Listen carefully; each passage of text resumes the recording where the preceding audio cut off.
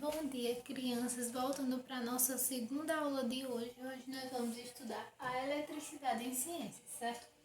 Vocês vão achar esse conteúdo na página 24 e 25 e a nossa atividade será nas páginas 26 e 27.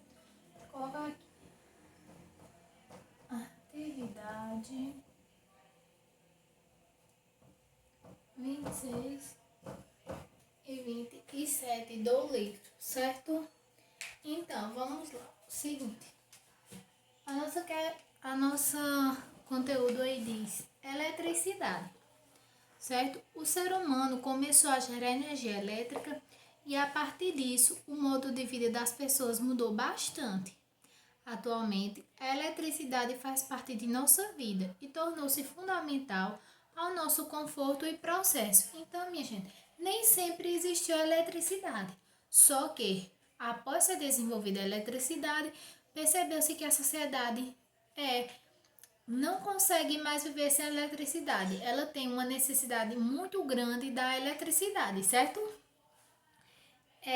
A eletricidade pode ser percebida quando ligamos a televisão ou o computador, acendemos uma lâmpada, guardamos um alimento na geladeira para conservá-lo, entre várias outras ações do nosso cotidiano. Então a gente usa mais o que? A eletricidade para carregar o nosso celular. A gente usa a eletricidade para ligar o nosso fogão na nossa casa, para ligar o nosso ar-condicionado, certo? Na natureza, ela pode ser percebida sob forma de raio, certo? O raio, ele também é uma eletricidade, que são descargas elétricas que ocorrem na atmosfera, certo? Então, o raio, ele é uma descarga elétrica. São semelhantes às correntes elétricas que fazem funcionar os eletrodomésticos, só que com uma intensidade bem mais forte, certo? Então, aquela energia que que chega até a sua casa, que é produzida para ligar os eletrodomésticos, os raios, ele possui uma descarga elétrica bem maior do que aquela. Quando há queda de raios, o recomendado é evitar ficar em espaços abertos ou embaixo de árvores, próximos a torres de eletricidade ou objetos metálicos, e caso esteja dentro de um automóvel, mantenha as portas e janelas fechadas, certo? Então, sempre quando, geralmente, existem, não sei se vocês já ouviram falar em para-raios, certo? Que são exatamente isso, quando o raio vem, ele puxa para aquele local, para que não se dissemine em outro lugar. E não é recomendado que a gente fique em locais abertos ou embaixo de árvores. E se a gente estiver dentro de um carro, que a gente feche as portas e as janelas, porque aí o pneu do carro ele vai funcionar como um isolante para que aquele raio não possa lhe atingir. Então, agora vamos ver o caminho que a eletricidade percorre até que ela chegue na nossa casa. No Brasil, a maior parte da energia elétrica usada é gerada em usinas hidrelétricas, onde a água de rios é represada e utilizada para impulsionar turbinas que geram energia. Entenda como esse processo ocorre no esquema abaixo, certo? Então, tem uma fotinha aí, vocês vão ver, certo? Que tem aí a represa, que é esse local onde armazena-se a água, e com a força da água, certo? A força que essas águas fazem na turbina acaba gerando energia que vai para os postes e dos postes traz essa energia até a sua casa. Na hidrelétrica, a água é represada, sofre uma queda e faz as turbinas girarem, acionando geradores capazes de transformar a energia do movimento mecânico em energia elétrica. Essa energia é conduzida por cabos de rede de distribuição até as cidades, certo? Que é esse processo que eu falei. A força que a água faz lá na represa, certo? Acaba mexendo descendo pelas turbinas que mexem o gerador, certo? Transformando a energia mecânica em energia elétrica, leva até os postes e a energia chega à sua casa. Apesar de ser uma forma de obter energia pouco poluente, as usinas hidrelétricas não são isentas de problemas sociais e ambientais. Para a construção de uma hidrelétrica, é preciso realizar o alongamento de extensa área de terra, onde muitas vezes se constituem cidades ou ambientes naturais, que são habitats de muitos seres vivos. Mesmo realizando estudos e análises de impactos, além de ações voltadas à captura dos animais da área, muitos seres não são resgatados e acabam morrendo durante a construção dessas usinas, certo? Então, qual é o grande problema dessas usinas? É que elas precisam de muito espaço e para que esse muito espaço exista, às vezes as pessoas têm que se fazer das suas casas, às vezes os animais têm que se desfazer dos seus habitats naturais, certo? Então, como tudo tem um lado bom e um lado ruim, o lado ruim da nossa usina é esse, certo?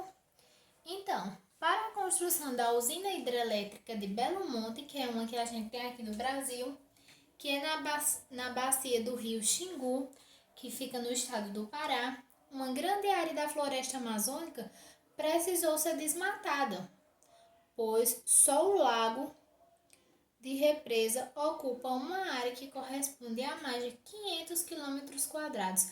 Então, isso aí é o lado ruim da hidrelétrica. Ela precisou destruir boa parte da floresta amazônica, certo?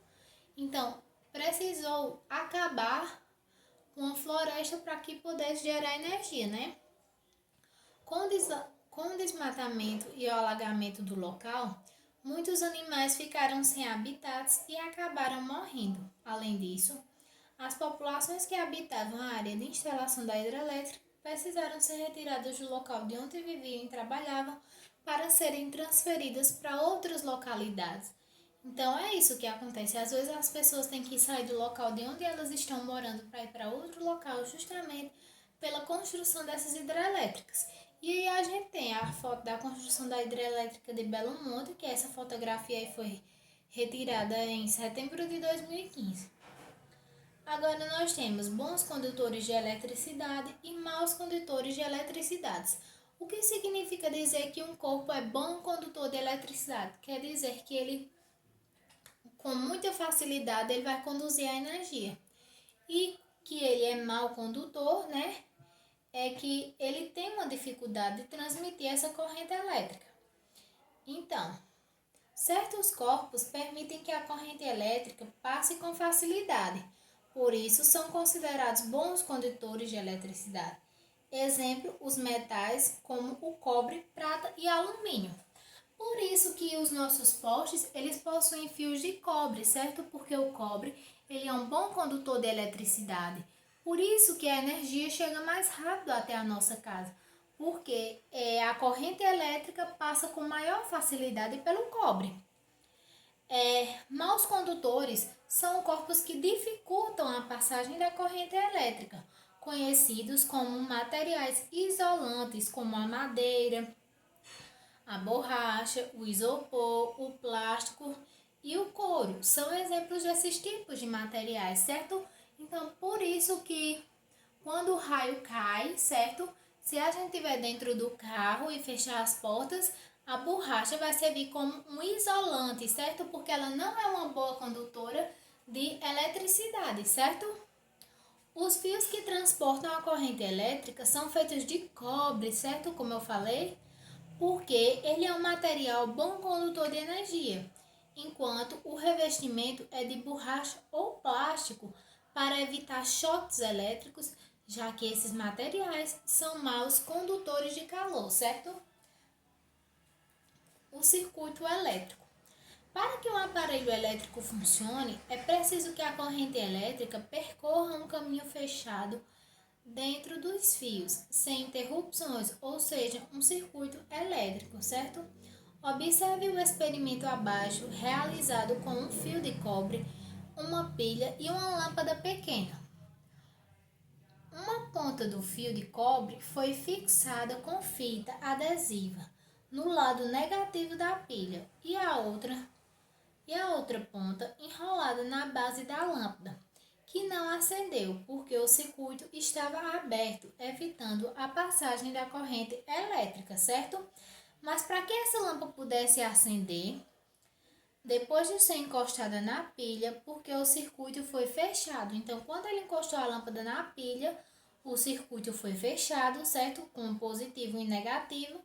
Então, nesse caso, a pilha também serve como uma fonte de energia que permite a lâmpada emitir luz, certo? E aí a gente tem alguns cuidados com a energia elétrica, como não colocar o dedo, nem introduza objetos nas tomadas, mantenha aparelhos elétricos longe de pias, chuveiros ou superfícies molhadas, não empine pipas perto de rede elétrica e não ligue vários equipamentos na mesma tomada, certo? Então hoje a gente tem um pouquinho sobre eletricidade, a atividade de casa vai ficar aí no livro, página 26 e 27, certo? Que na primeira questão diz o seguinte, lê o texto a seguir, tem um texto aí, o peixe elétrico brasileiro, e diz o seguinte na letra E, qual é a fonte de energia do puraquê?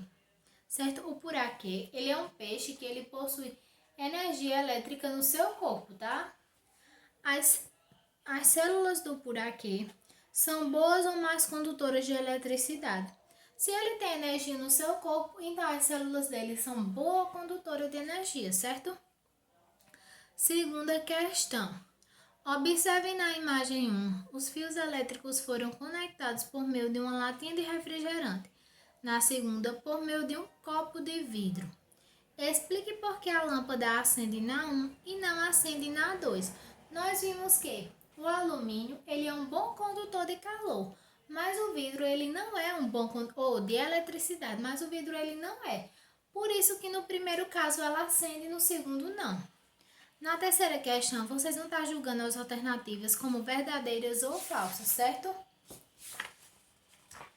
E na quarta questão diz o seguinte: trabalhar com a eletricidade requer determinados cuidados em relação à segurança, que vão desde a roupa apropriada até a proteção do material e das ferramentas. Atualmente, a utilização de equipamentos de proteção é obrigatória, desde o capacete até as luvas e botas, certo? Porque os eletricistas precisam usar roupas e equipamentos específicos, como mostra na imagem acima, certo? Então, essa roupa dos eletricistas são roupas e equipamentos que são feitos com materiais mal condutor de calor, para que eles não possam estar sofrendo choque, certo? B. Por qual motivo esses equipamentos, bota, luva e capacete, são confeccionados com material borracha ou plástico, certo? Como eu já falei, porque são materiais que são mal condutores de calor. C. Qual material é o mais adequado para confeccionar os fios condutores de energia, certo? Então, são, como eu falei, os metais, os cobres, porque eles são bons condutores de energia. Quinta questão. Observe a imagem de uma conta de energia elétrica e depois responda as perguntas. Tem aí a imagem. Letra A. Qual foi a quantidade de energia gasta e o valor a ser pago acima, certo? Vocês podem estar observando aí que tem consumo ativo. Então, o consumo foi 119 kW, certo? Que é a nossa unidade de medida de energia. E o valor cobrado, que tem aí o total a pagar, foi R$ 32,59, certo? Letra B. A quantidade de energia gasta é sempre a mesma? Será que na sua casa, todo mês, sua mãe paga o mesmo valor da conta de energia? Não, às vezes podem acontecer alterações, certo?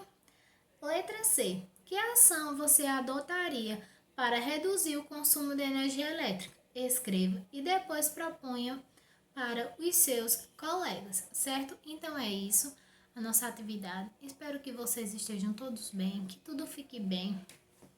Um beijo e até amanhã.